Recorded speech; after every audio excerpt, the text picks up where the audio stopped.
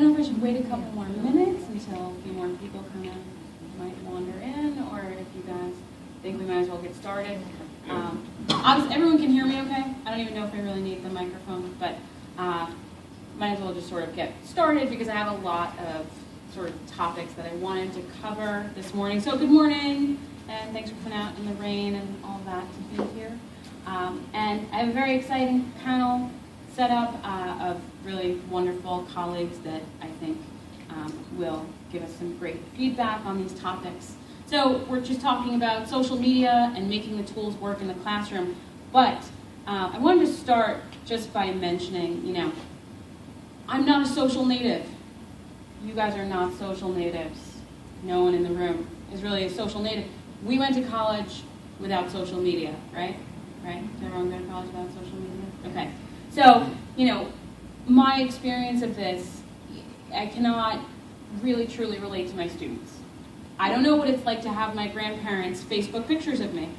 I have no idea what that's like, but they probably do, right?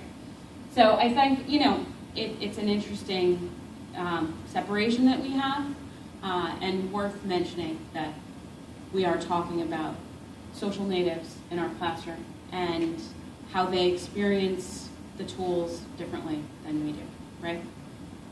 Okay, so I just wanted to mention that to begin. The first thing I wanted to think about, actually for everybody, but panelists, this is important for you guys. The spectrum of online friendship. I want to talk about the spectrum of online friendship. This is a great graphic that I found from 2009 by this guy, Mike Arusu, is describing the different levels of friendship you can have in social media. And I wanted us to take a minute and think about who we are to our friends, our family, and our students in the social spectrum, okay? So some of the options are you have a passive interest, or you have an active interest, or you are sharing, or you are having public dialogue, or you have private dialogue, or advocacy, you're an advocate, or actual investment. So if you have actual investment in your students in social media, that means that their wins are your wins. So when they share something that's important to them, you contribute, you have something to do with their online discussion, and you care about the success of their ideas. So where in the spectrum of online friendship might you lie with your friends, your family, and then more importantly, your students, okay? So just think about it for a minute. Think about where you might be right now with your students, because I already kind of know where you guys are with your family and friends online. So I happen to be friends with most of these folks, but even if I wasn't, I could find out a plethora of information about my faculty just by doing a quick tertiary search online. And if I were a student today, that is 100% the first thing I would do the minute I found out I was registered for their class. So if this was my class right now and these folks were presenting information in some sort of shared lecture, I'd be Googling it. And I would probably find out a similar amount of information to what I already have access to by being friends with you. Because there aren't many walls in social media, as we know. So, as an icebreaker, I decided that I would go through, and as a way to introduce the panelists to you, I would actually give you a snapshot peek into their social media presence, so that you can see what students might see if they Google you the day they're heading to your class, and whether or not that might affect their thoughts about their class experience with you, and give you a moment to think about who you would be offering to be to them if you were to be friends on social media. Okay, so to begin, I just wanted everyone to think about, it's silly to some extent, but the truth is, most studies show that in terms of retention, students retain more of the learning they discover on their own, right? We know that. So for the most part, we're trying to urge them to make their own discoveries. So the runner-up to that is a discovery a student makes in a peer group. So learning you make with your friends, okay, will have a stronger, more long-term impact on you, right? Third to that would be lecture, like what we're doing right now. Unless I can manage to give you guys a shot of adrenaline by, like, you know, doing something crazy up here, then maybe I would imprint on you longer. But the truth is, your own discovering what you're going to get from a peer group would actually last longer. So I want you to think about the fact that our real value for the students can come from interaction. That it's not really about the lecture or the materials even that we're, you know, creating, but it's more about the materials we are pulling together to share with them. And thinking about that discussion and whether or not social media facilitates or detracts from that experience. So also take a moment to think about your college experience. So if you're not a social native and social media didn't exist when you were in college or grad school, what did fill that part of your life, that part of your time? Because we spend a lot of time on social media. There were other things we used to do, right? So you might have sat around a cafe and talked with your classmates. They still do that, of course. But think about some experiences that you might have had that changed the trajectory of your education or your career. How many things happened inside a classroom versus outside a classroom that really had a long-term impact on decisions you made and the route that you took? And whether or not any of that ever happened with a faculty member. You might have an actual memory, specific memory of a faculty member who socially had an impact on you, that became your friend, and stayed your friend long past the coursework, right? And how does social media come into play with that now? So I'm going to start the introductions. Libby Clark, Assistant Professor in Advertising Design and Graphic Arts at the New York City College of Technology. And I peeked into Libby's private life on social media. So I just did a little quick Google, if I was one of her students, what I might see about Libby in a quick moment. So not everybody on the panel knows Libby.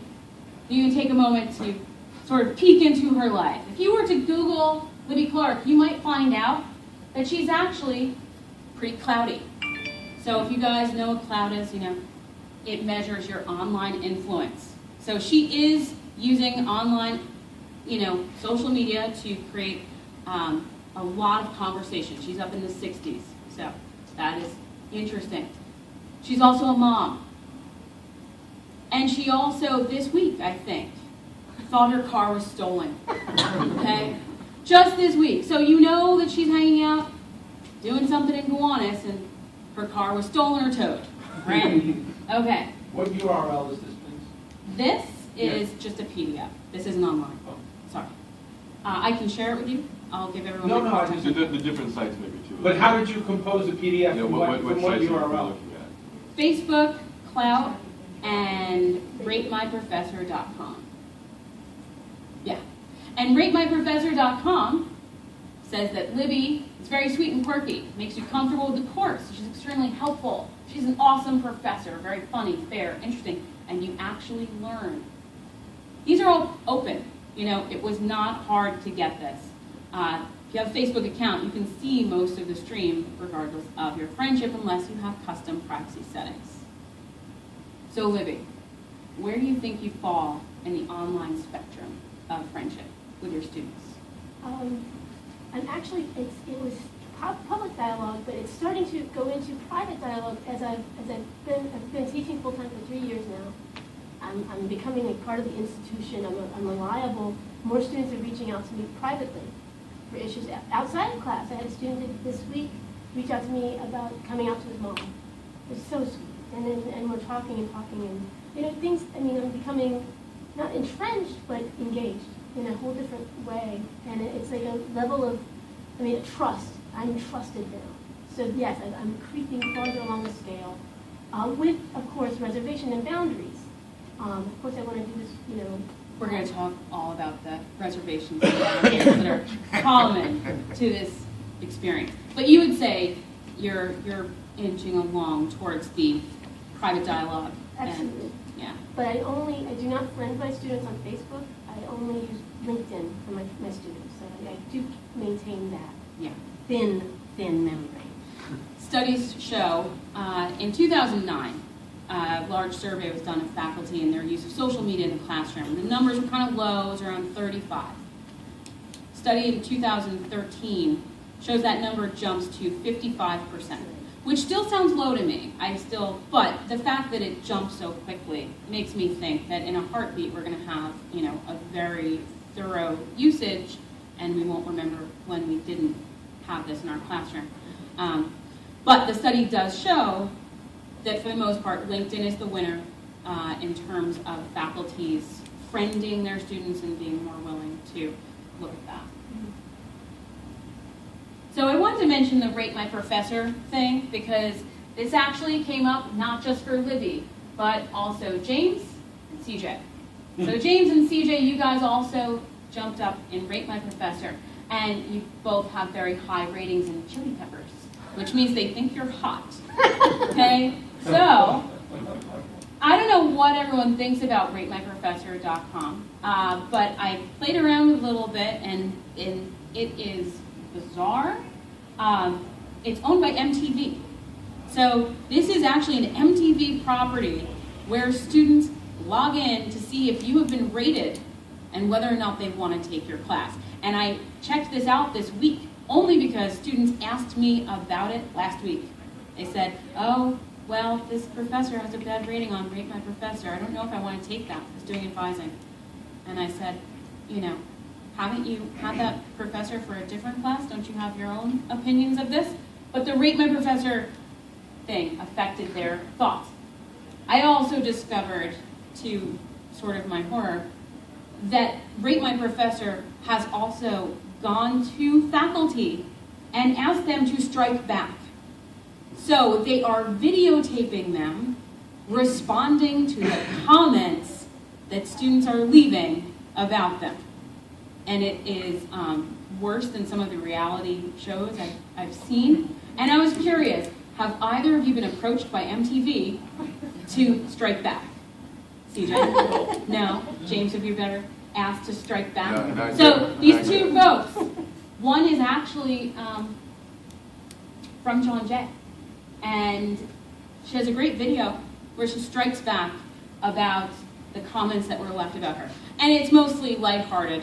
Then there were others where they were clearly mad about the comments and really actually striking back. And that's perpetual. That's online. That's perpetual. So I thought that was kind of interesting issue. Yeah, really. Morry. So Morry is faculty in design technology at the School of Art, Media, and Technology at Parsons. And Morry actually was one of my professors in grad school.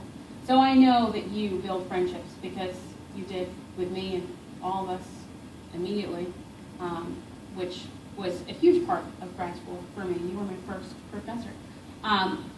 But when I look for him on social media, he's a ghost. That Morry is like among the missing. So if I were looking for you, this actually showed up. You guys can't see it, but on Clout, when you look for Maury Galonoy, you actually get the 404 of the missing page. So this page does not exist. There is no Morry, even though he's on Twitter and LinkedIn, and he even has Pinterest. But it was very challenging to find. It did not just pop up. I don't know, you're doing some secret SEO sauce to hide yourself. Which makes me ask, so where do you think you fall on the spectrum of online friendship with your students? Not really private, very private. Very private. So consciously have you ever, and this was a thing I wanted to sort of ask the whole group, have you ever created a profile that was intentionally obscured because you did not want to be found by students? No? Okay. No. I have. You have. You have. That's why I couldn't find it. I don't use it, but yeah, a long time ago. Yeah. Okay. Interesting. So, Genevieve Hitchings, she's assistant professor, advertising design and graphic arts at New York City College of Technology. And you had something amazing happen when I did a search for Genevieve. First of all, I discovered that she likes to share her artwork on Facebook. So a productive weekend for her at the grandparents includes illustrations that she has done of her son. So you can find out she's a mom, and she's an illustrator, and all of this is pretty open. But I also found one of your Prezi presentations. So if anyone's using Prezi, you can share presentations like this one. Found one of your Prezi presentations, so I know all about that. But my favorite thing, I went on Pinterest. And she's not on Pinterest, but her work is. Did you know that? Somebody pinned her. So she's actually been pinned, and they credited you, so it says, by Genevieve Hitchings. And I immediately recognized her illustration, but she's not on Pinterest, which I thought was kind of an incredible thing. So where do you fall in the spectrum? I guess I fall in the somewhere within the learning curve of it all, sort of trying to figure out, yeah, what's the most appropriate role for me, and it's changed over the past, I would say, it's changed over the past four or 5 years. But I would say I'm a lot more controlled about how I post on social media. And in terms of, when I started off, it was really a platform more for family and friends, and I think I've really started to switch that, and it's become much more of I suppose, an example of how I would like my students to approach Facebook as well. So with caution and with employers in mind, and as a means to potentially promote yourself and share your work with colleagues and peers and anybody. So so as far as friends go with my students, befriending my students, I've maybe the reason my whole profile has changed so much is also because I've kept a very open policy with my students. So I pretty much will friend most of my students, and it creates for an interesting experience for myself on Facebook, because I find myself seeing content I don't necessarily want to be seeing, and if that's the case, then I will befriend my students.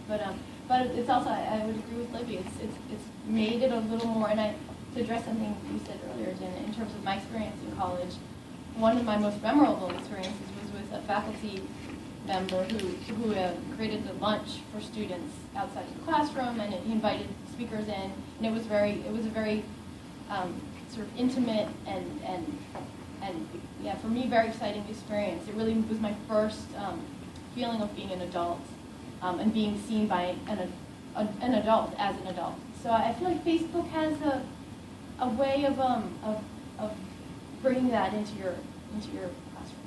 I agree. Anwar, by far my favorite hunt. Anwar is the senior lead instructor of web design and interactive media department at the Art Institute of New York, and I've known Anwar maybe the longest of everybody here. So we are embedded socially online. So I found some great moments from Anwar's recent life. So Anwar is Lionel Richie and likes his cat and is willing to dress up as the Tooth Fairy for his daughter for Halloween. That is my favorite picture ever. I'm sending you a friend request. Anwar posts some of the most fun moments of the day. One of the things in here that you also see, his Twitter stream and his LinkedIn account are clearly stripped of anything personal. So on Twitter, it's all about usability, interaction design, hashtags that all relate to design for students, and his LinkedIn profile shows, all of your professional strengths. Where are you with your students online? I mean, I looked at the chart and I saw all of them. I have every sort of relationship listed up there with students online. And yeah, I agree. I've tried to sort of like how Genevieve described it, setting an example. I try to use LinkedIn and Twitter that way, but clearly Facebook, I think the students all understand that, all their professors in this field are creative and all pursue other interests, whether it's performing arts or whether, whatever it will be, and I try to nurture that. And I don't really keep any barriers. Like I definitely encourage all my students. I teach portfolio, and I make sure that they join LinkedIn as part of that class.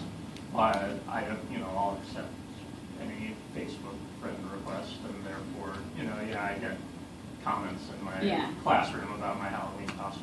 So it was a trick question, because I know Anwar is fully open, and he allows his students to be pretty much anywhere they want to be in your social media life.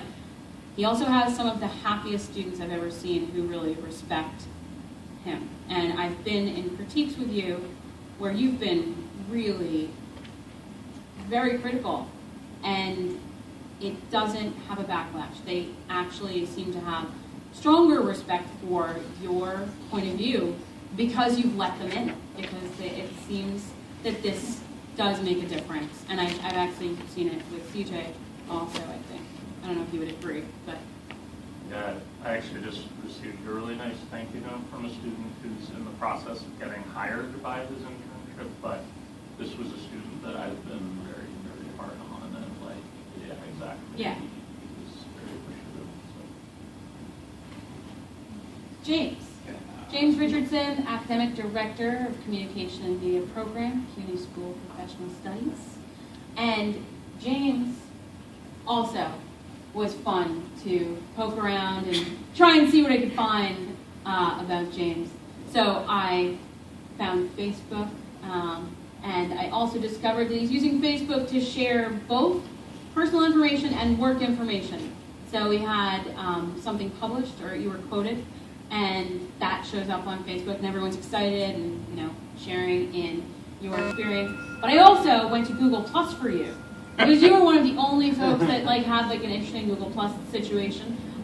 Great pictures, and there are a lot of studies that show that faculty are interested in using Google Plus in the classroom more than socially because it has the nice restricted circles, which might be. But do you want to tell us about your?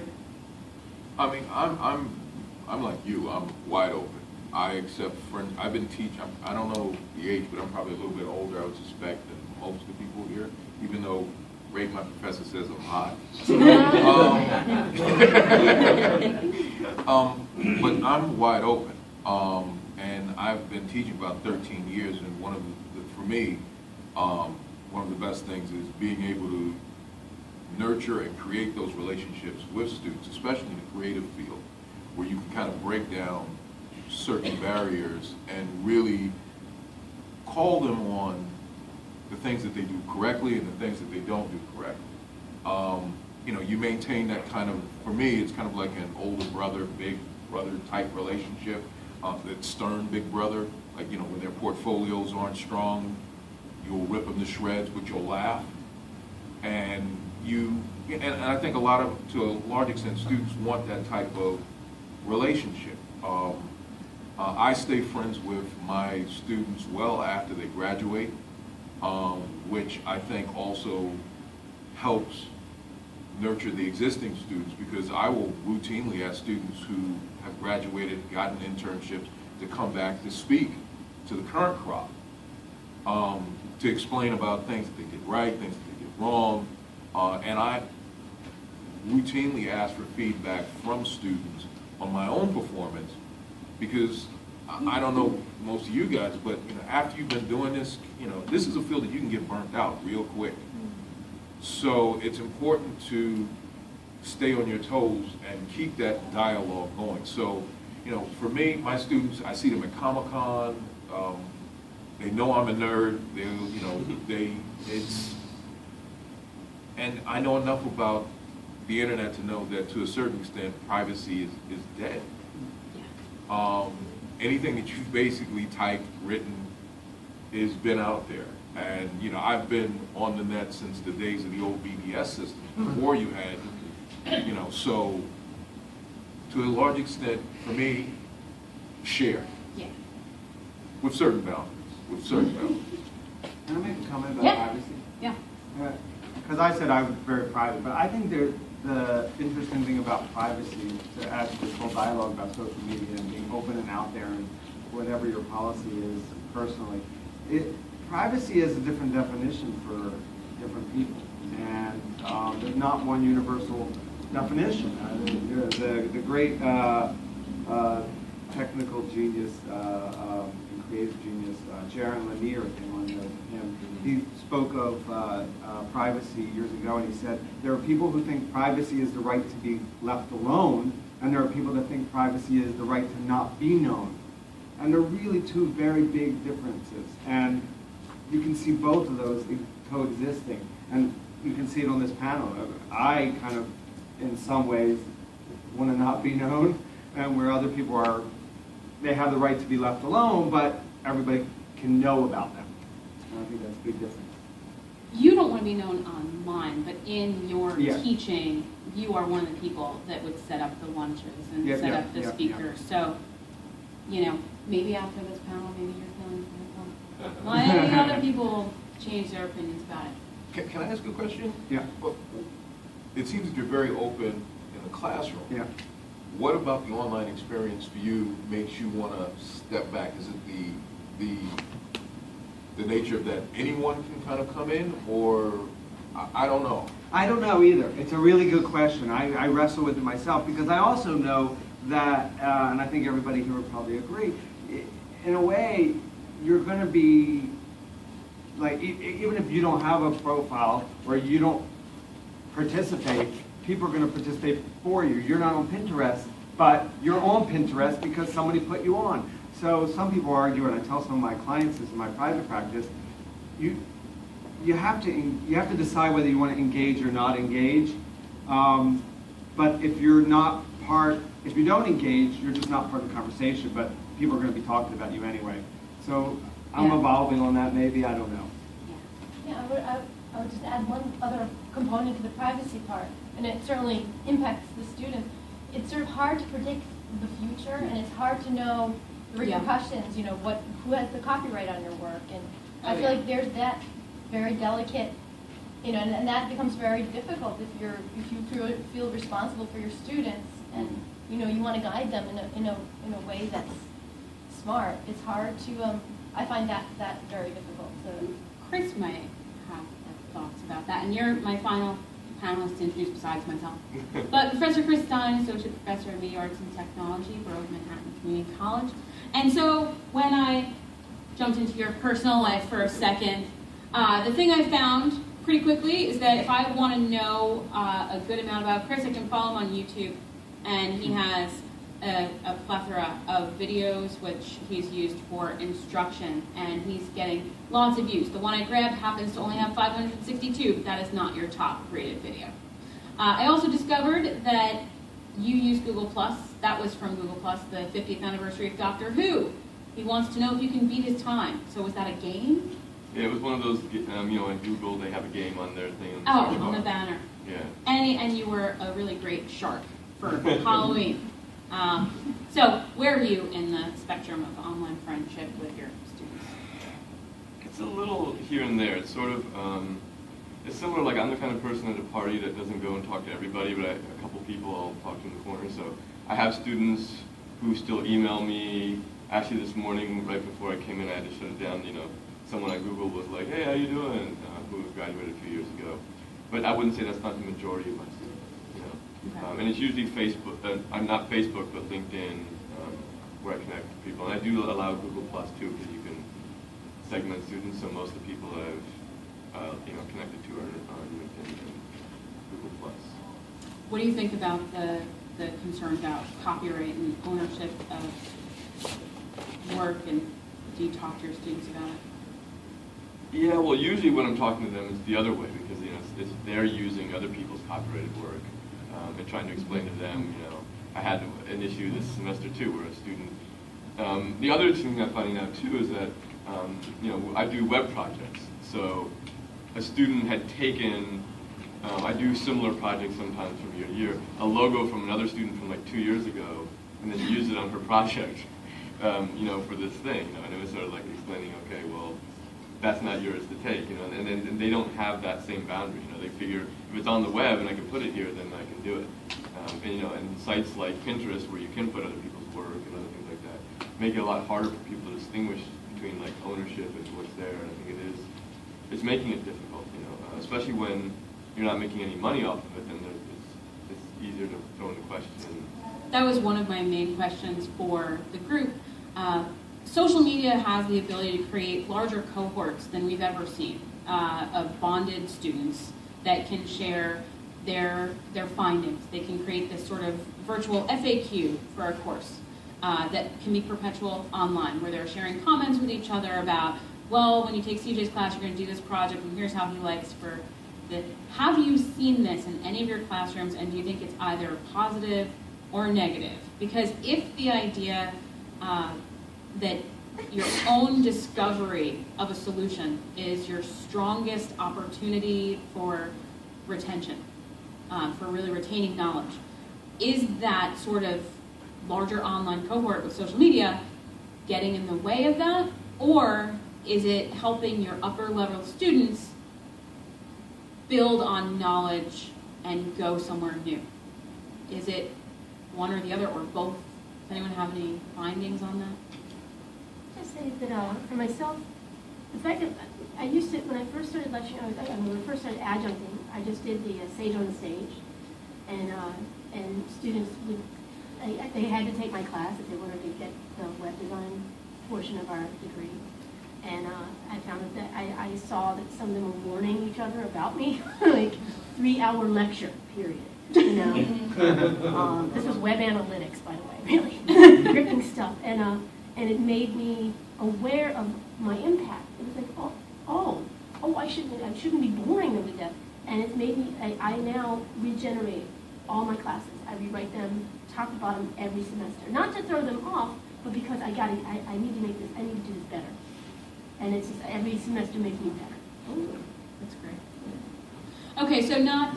But I've also found, by the way, that they're not that organized in that way. Like, students use social media, but it's if you ask them to use it for a specific goal-directed purpose, they're not used to that. So, you know, they could be out there sharing answers to tests and doing a lot of different stuff. And I don't, personally, I haven't seen it. I mean, I'm interested to see if other people have it. I don't see a lot of that, like, organized, like, all right, let's all, like, get together and share notes on this thing.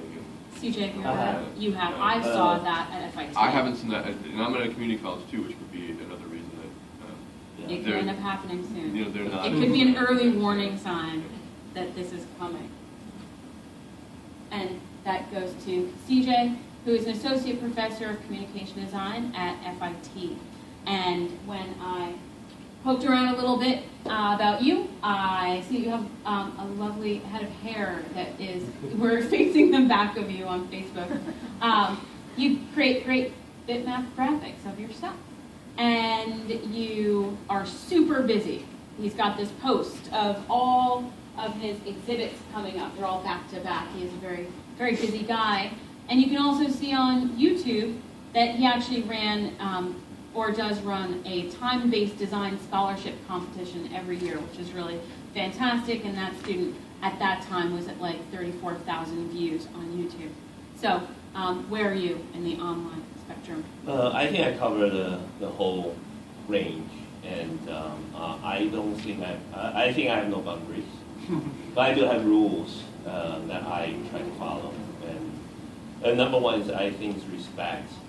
So when I don't friend my student, but they can, if they try to friend me, they send a request, I accept.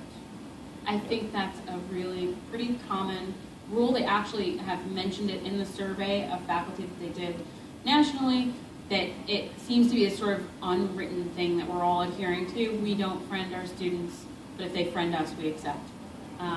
But it is interesting. I know it seems to be working with you because your students are also very happy and very prolific with their work. They're working a lot outside of class. I'm seeing them share on Facebook their work. So you're modeling behavior that they're picking up on. Yes, and also I think I don't mind in seeing that side of it that's outside of my professional career, but I follow by another rule, it's a grandma rule. Even though if I'm in front of the computer, I always imagine I'm right in the middle of a big group of people. So I would say and share anything I don't Right. Will never Right. regret. Yeah. Right. And I also try to use social media to, I would say, the inspire rule. And like I run the Kinetic Typography 101 channel, and I have, I think, about 900 followers, subscribers, and over 200,000 views. Wow. And this one actually you're seeing right now. And all those views, those 30,000 views happened in one day. Wow. Yeah. And that morning, it's an interesting memory. When I wake up, I know I'm a little sad. I sleep with my laptop next to me instead of my wife.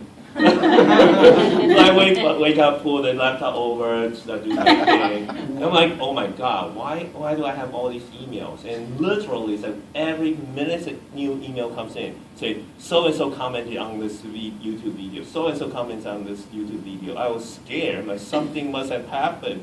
Yeah, something's wrong. So I started Googling, and I couldn't find it, and I don't know why. All of a sudden, this video, it was getting all these attentions. And then later, someone in the comment, so I could ask in the comments section, said, why are you guys here? Yeah, and they say, oh, this video was featured on the sidebar on the YouTube homepage. Just that on the sidebar, little square, got her 30,000. And she's a student. Yes. She's a student. So I think that's an incredible story. And I remember actually at FIT, I've also taught at FIT, a group of students who were one of my most successful groups. The first day when I created buddy groups, I overheard the conversation among the students. They, as a group, there were about 24, 25 of them, decided to make a Facebook group. It was just right there on the spot. They were just like, this is what we're going to do. And I didn't think much of that, but I was teaching 3 sections of that class. And the group that immediately set up the social connection actually created more work and were more successful, which I do think was attributed to that. Because they would say, oh, well, if I'm absent, so-and-so fills me in. It was their lifeline. So it was interesting. And of course there's me. So I did, I also dug into my own personal life. So I'm also going to subject myself to the same sort of torture. So I'm an assistant professor, media arts and technology at Borough Manhattan Community College. And I am also pretty open, although not as open. I think I need to change. And this setting up this talk made me realize that. But for the most part, I have been using Twitter for my classrooms and Pinterest, Twitter and Pinterest. Facebook, I was kind of sticking to the rule of if they friend me, I'll say okay for the most part. But also Google Plus a little bit. I also dressed up as a sad Twitter for Halloween. It's kind of hard to see, but I was sad Twitter, and because I was thinking about their sort of widgets that are out there. You can push your tweets to anything you want. You can set up little APIs to, like, have a widget on your website of, tracking just certain tweets or certain hashtags. But it often breaks, often fails, because they've been constantly massaging their API as they've been trying to figure out their evolution towards the market. So I went as Broken Twitter for Halloween. And I think I do need to be more open and allow my students into sort of all areas so that, there's a more natural dialogue and they see me more as a human being and not a lecturer. But does that mean that I need to go through and comb through, 10 years, or not 10 years, but 5 years of pictures and make sure there's nothing in there that I wouldn't want to reveal? And, I do worry about privacy. I definitely have my concerns about what can be found. But it is already there.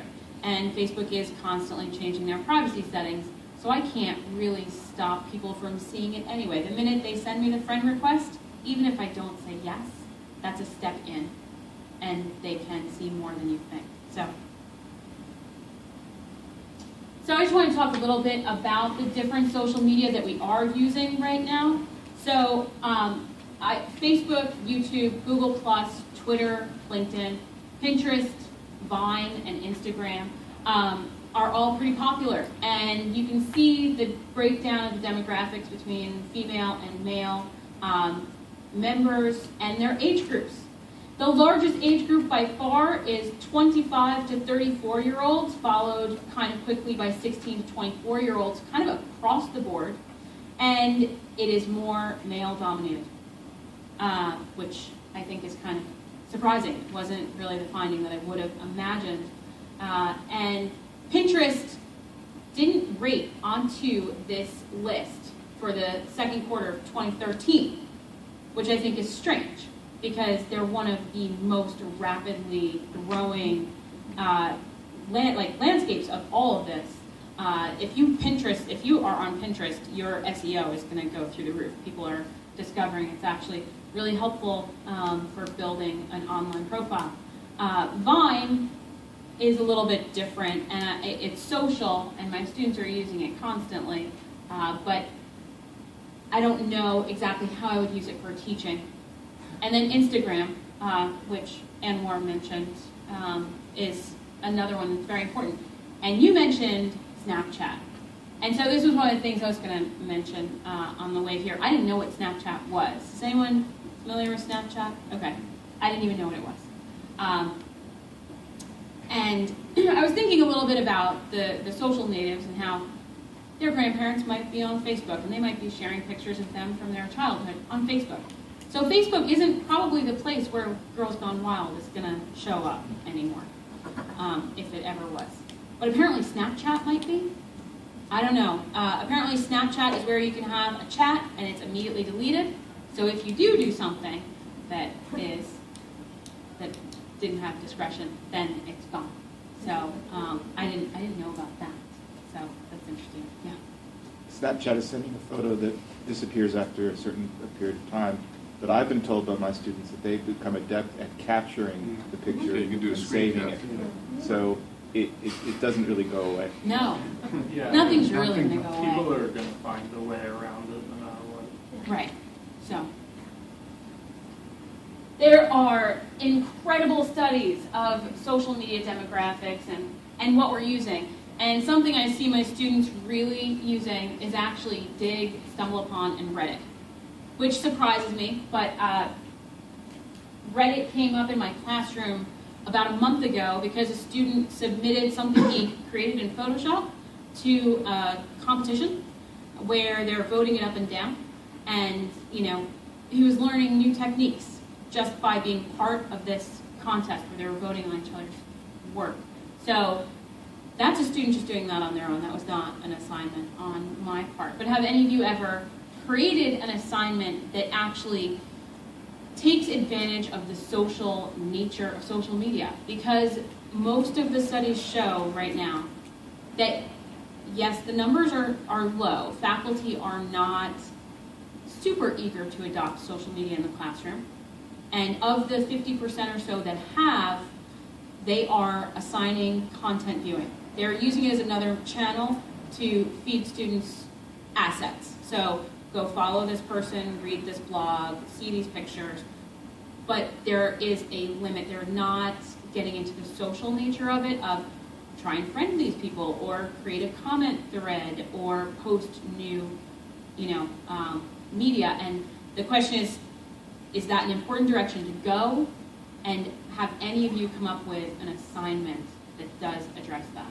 I actually did an experiment a couple semesters ago. I started working with, I teach a class called Designing for Usability at Parsons. And to speak to your point earlier in the presentation about students discovering on their own actually leads to retention, I encourage them, because things evolve constantly, especially in the technical field, that not just to go by what we discussed in the syllabus, but encourage them to discover things on their own. So we created our own kind of hashtag for the class, and anytime I would encourage them to kind of ongoing, every once a week, find at least one thing that addressed a positive or negative usability issue in their lives.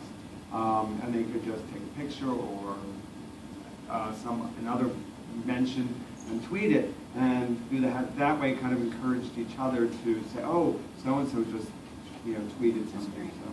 I actually also use a hashtag that I use across the board with all of my students. So it is hashtag Esquirol students. So anytime you tweet, if you put a hashtag in front of it and you're consistent, you can actually create a flow of content that you can share with groups of people. And one of my old classmates from college actually found it and mentioned me on Twitter and said, I love being a sometimes Esquirol student. You don't realize you're going to start reaching others. And Chris, I know that happened to you as well with YouTube. And is that good or bad? And how do we feel? I know you were thinking about kind of re-examining. But yeah, I mean, my YouTube, I started it just to put videos out there for my students to watch. But now that they're like a small percentage of the student people who watch it, I get like, it's not a whole lot, but about 40 people a month subscribe to my channel, and I would say 39 of them are not my students. And so it's like all of a sudden growing this thing that I'm thinking about, well, how am I going to reevaluate what I'm doing, because now it's really, in some ways, a platform for a lot of other people other than my students. And so the organization on it wasn't really great before, because I would embed videos into other places where my students would see it, and then but now people are coming to my YouTube channel. And so it's something I've thought about, like, okay, I need to reevaluate that and see how I'm doing it so that other people will have more. And they write a lot of comments too, I mean, luckily for me, they're mostly, I don't have to deal with a lot of negative comments, but I've been trying to, whenever someone writes a comment, at least respond to it too. So this all made me realize I had failed in my use of social media. The little hashtag fail thing there. It's nothing to do with you guys. It's me. We're thinking about assessment and its finals, and we're wondering if our students are retaining the things that we've been going over. And I started thinking about, my use of social media and whether or not I've been approaching it the right way. And I definitely giving myself a failing grade on this for right now. And I do think that I need to pivot the way I am looking at it, because I was just creating another content flow. I wasn't actually getting the students to engage with each other. They were doing it on their own, which is nearly as good. But if I can facilitate that cohort better, then I think that it is my responsibility. But I wanted to mention, I still see things. This was just a couple weeks ago. A college classmate of mine who is a professor at BU posts on Facebook, hey, as I mentioned, I'm going to send a friend request from my other alter ego, the grown-up version of Sam, and it'll be Samantha. And I promised to comport myself accordingly there, but not here. And everybody said, but why? What's going on? And I said, oh, it's me. I'm just opening up another account to have a professional, grown-up presence. And I know it's because of work for her. So whether it was towards the students or other administration, perhaps a social media policy was being formed that caused concern. And do we have a social media policy, either written or unwritten, at your institution or on your syllabus that helps you kind of deal with these things? Because there's nothing she's doing on her Facebook account that isn't sort of in the same vein as the rest of us, but for some reason setting up this separate account for others. And wondered, you mentioned you had another account. Has anyone ever done that? Think it's worth doing? I've done that in the past. I've since kind of migrated away from it because everything from social engineering, people can figure out who you might have been through a pseudonym, through other ways. Right. There's so much information that's out there. If someone's relatively engaged, they'll find out. So I'm almost at the point, and I don't know once again if it's a fact of like getting older, where I don't really care if people really know my real feelings. I do teach a class that's more along the lines of what I call digital propaganda. And what I mean by that is students being able to manage their social identities. Because it's a little bit more difficult for younger people to a large extent, because they do stupid things when they're younger. I stopped and think if social media had been around when I was, when I was in high school, I don't know if I would be a tenured professor. Well, the reason I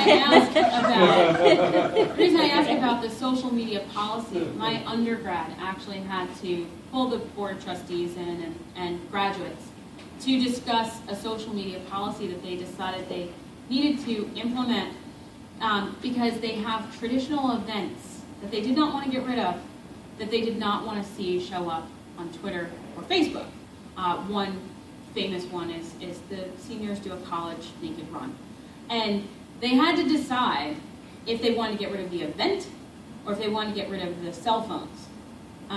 And they actually did kill the event. They killed the event because they could just not keep it off social media anymore, and they didn't want the students to be exposed. And it was a big controversy because this had been hundreds of years of tradition, and they banned it just this year. So that's the start of making a policy. And are you aware of any policy at your institution?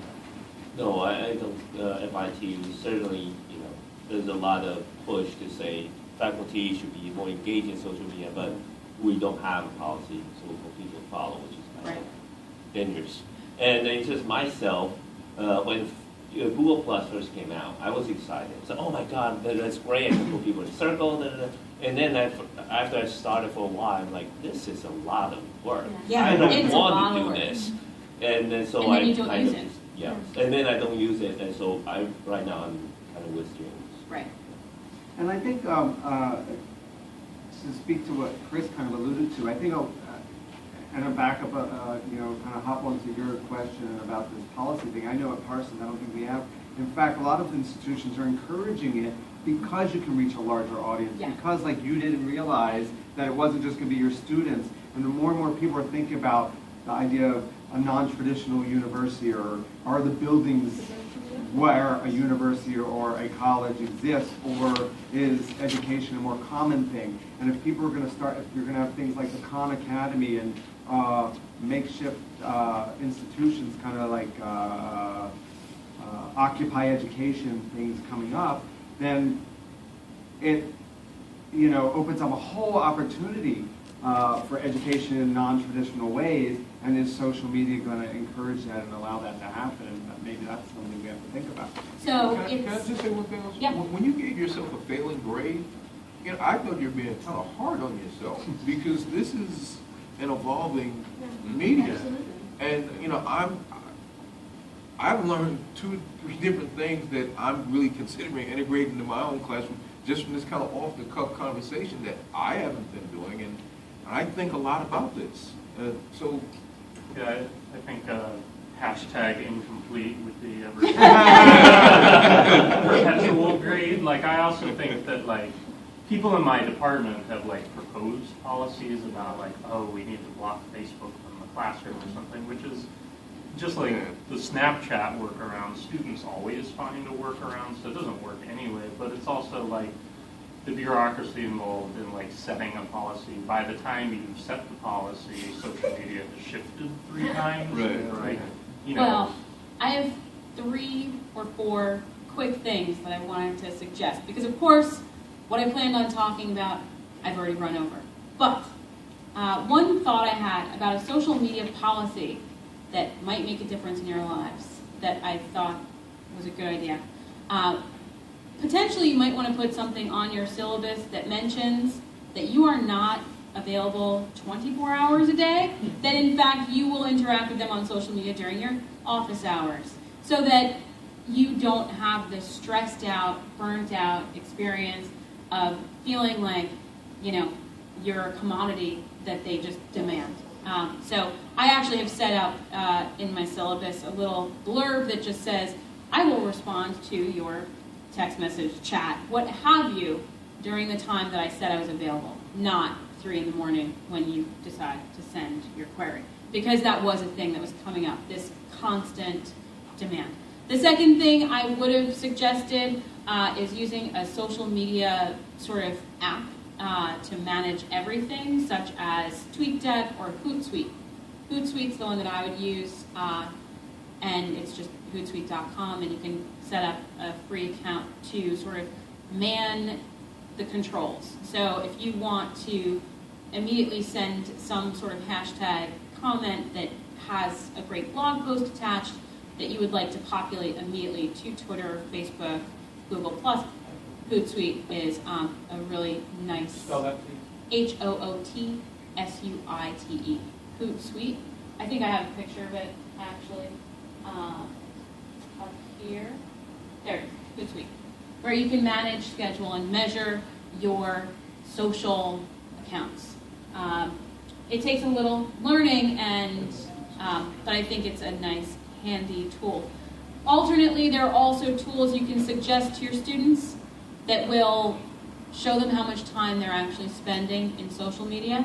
If you are worried about whether or not they need to control their social media diet a little better, there are actually timer apps that will talk to you about how long you've been online and, you know, if it's time to call it quits. And you can actually just Google social media timer, and there are all kinds of things you can plug into your browser to help you be a more well-rounded user. Because that's the other thing. I have students saying to me, I'm distracted by social media. And they will admit, I can't focus on my work because I am so distracted by social media. And that makes perfect sense because studies show that the acceptance and the camaraderie release the same sort of mental chemistry as some of our favorite drugs. So it is addictive and it can be distracting. So modeling behavior for them, knowing when to disconnect and do their work, especially when their work still has to be on that same machine, is really challenging.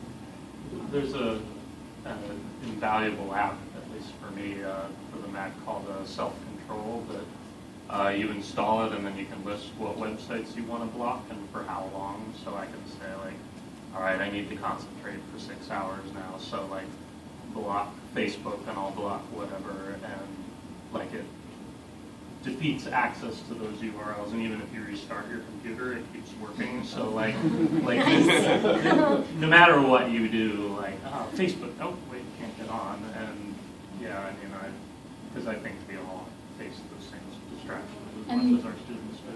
The only last thing I wanted to mention quickly, I'm sure we all are familiar with FERPA, but it's something that's so vague and ambiguous sometimes. I've done a bunch of research about social media and FERPA. For the most part, if you're worried about infringing on FERPA, which is just their privacy, their right to privacy, and infringing on any student's right to privacy would be a problem, you cannot force them to subscribe to a community. If they decide to as a group, because you said it might be a good idea, that's one thing. But if you create a classroom that's public and force them to subscribe, that is a violation of their privacy. If you grade their work in an open forum, that is violating their privacy. But interestingly, if students grade each other, that's fine. So long as you steer clear of that whole kind of edge, you can suggest these things and you can model good behavior and you can allow them to kind of see how you use social media, but creating the classrooms is a very delicate area because of the FERPA stuff. So unfortunately, we've run out of time. We've run over. If you guys would like to reach me, you can follow me on Twitter at Janet_Esquirol or email me at janet@janetesquirol.com.